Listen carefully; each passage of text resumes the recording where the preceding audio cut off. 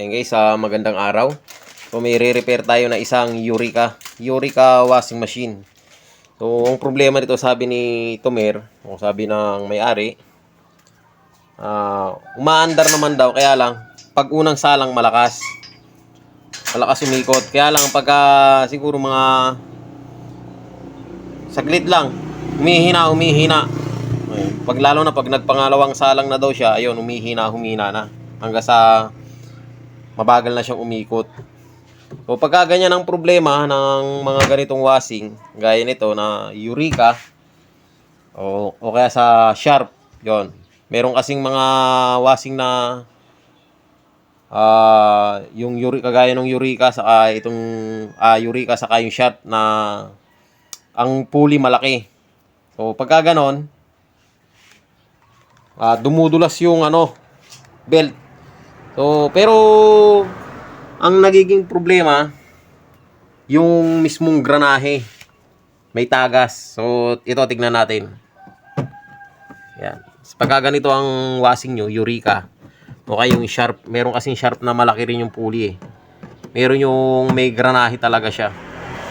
Ito kasi without inner, yung walang granahe sa loob. Yung pinaka gear case niya walang granahe, busing lang. Yan natin. So yun malaki yung pulley. Yan. Ito, malaki ang pulley. Pagka ganyan na unang salang malakas, tapos hihina, ibig sabihin nababasa yung belt. O ito yung belt nya. Ito, nauupod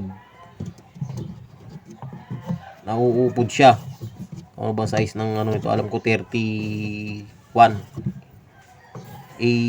Ayun, A31. Ayun 31. Medyo mataba, A31. So, ang problema pagka ganyan yung gear case niya. May tagas na tumutulo, tapos nababasa yung belt hanggang sa i-slide na lang. So, pagka ganyan ang washing nyo, unang salang malakas, tapos humihina, ayun, unti-unti siyang humihina hanggang sa ayaw ng umikot. O iikot man, mabagal na. So ang magiging problema niyan yung gear case. Yung nasa ilalim, ayun may tagas. Ayun, makikita nyo may kalawang na yung tornilyo nyo. Tapos yan, may tagas. Ang gear case niyan ganito. Naganda na ako ng gear case niyan Yan. Ganyan ang gear case niya. Meron siyang nut na nakalagay dito. Yung sa Sharp naman, mayroon kasing Sharp na ganito, halos parehas sila. Ang Sharp may butas naman dito. Yan, meron siyang pinaka-trade dito na butas. Lalagyan nyo ng tornilyo. Etong Eureka wala. So, yun ang pagkakaiba nila. Saka mahaba itong sa Eureka dito. Pero sa ibabaw parehas. Dito sa pinaka-plate nya, parehas. Yun lang ang pinagkaiba line dito. So, available naman sa kanyan. Sa online, mura lang yan. Sa Shopee, available yan. I-search nyo lang yung gear case ng Eureka. Ganyan lang lalabas. So yun guys, papalitan natin to ng gear case. Saka yung belt nya, sasabay na rin natin. Kasi medyo na tong belt nya.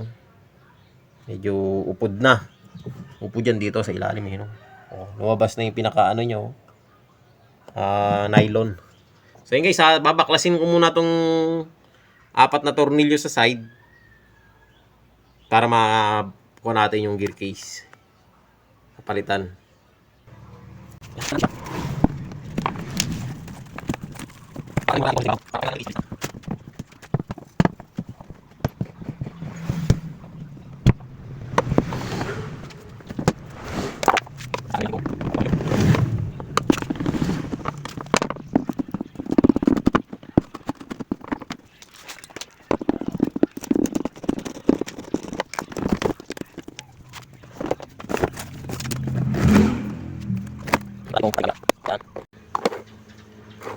Yun.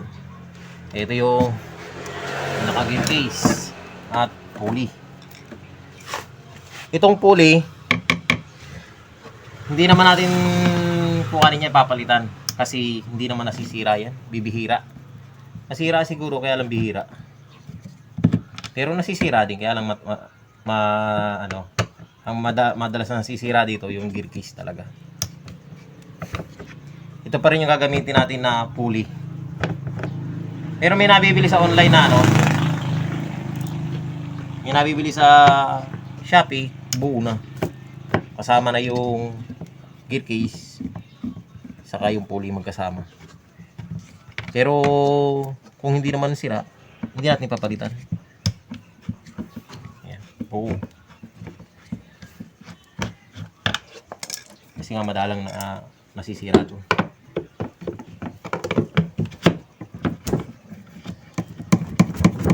Ganyan lang, tanggal yan. So, medyo mahigpit.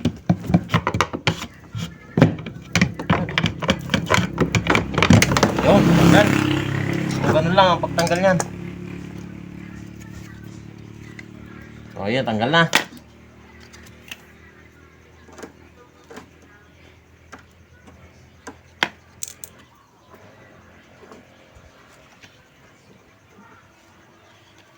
Kapalitan natin ito.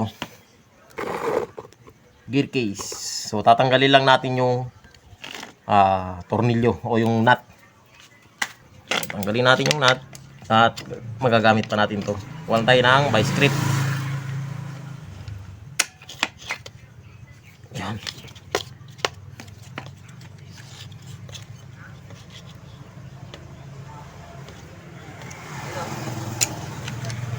Ito yung gagamitin din natin yan. Yun. Na. Maganda yung nut nito. Ay yung ano nito, yung pulley. Kasi iba bumibilog eh. Ito hindi, bakal oh. May bakal siya. At buti na lang hindi mahirap tanggalin. Pero kasi iba mahirap tanggalin. Pumakat na. So yan. Pwede na to. Kakabit na natin. Kabit natin yung washer. Yun. So, ganyan lang. Tapos, washer ulit.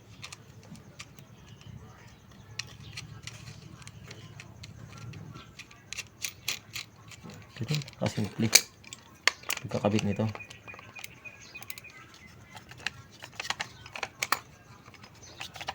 Madali lang naman pagpapalit nito. Kahit na hindi ka naman technician, kaya mo yan. Oh. Diba? Dali lang, ganun lang. Higpit lang mabuti. Yeah. Okay na yan. Okay na.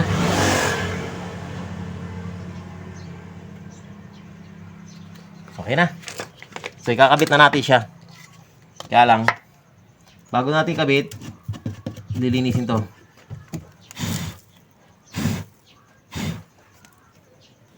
Yung pagkakapitan ng goma para walang tagas.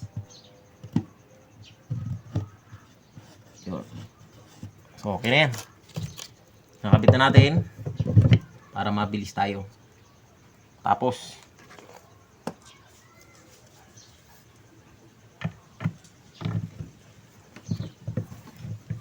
mas madali talagang mag-repair kapag meron kang pyesa.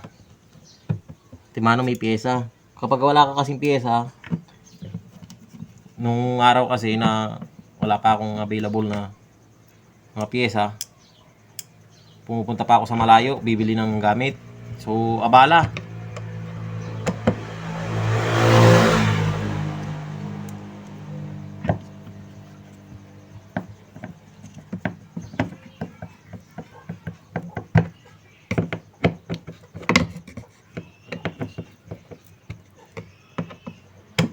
Ganyan lang. Kakabit mo lang yung 4 na tornilyo. Tapos, higpitan mo mabuti. Yan. Kaya lang naman to nagkakaproblema kapag may tagas.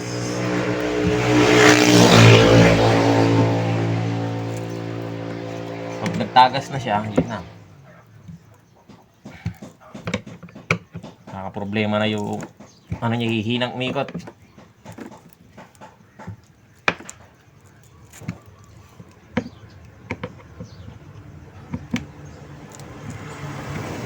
Nakala nga na yung customer, belt lang ang sira. Kasi naupod daw. Sabi ko, ayun kagaya naupod na yung belt niya. Sabi ko, hindi lang naman belt ang problema. Kasi nababasa.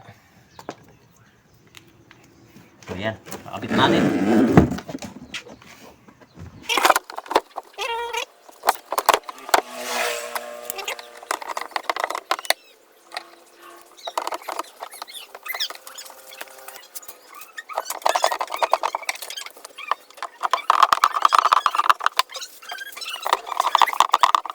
So okay guys, nakakabit na natin.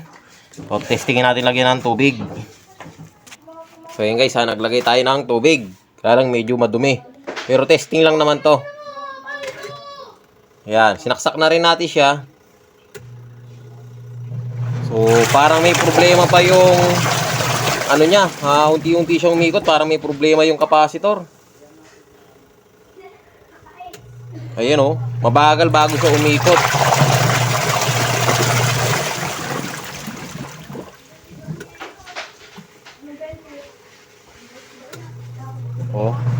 Parang hirap siyang tumalida. So, tingnan natin yung capacitor. A few moments later. Kanina, mabagal bago marangkada. Ngayon, mabilis siya kagad Saka lumakas. Kanina kasi uugong muna bago iikot. So, ngayon, nawala na yung ganun niya. Ang pinalitan natin, ito. Capacitor. Ito yung dating nakakabit. Ayan. So, pinalitan natin siya. Yun na. Yun yung nakakabit. Ayan. So, nagpalit tayo. Capacitor ang naging problema. So, ngayon okay na siya. Lumakas pa lalo.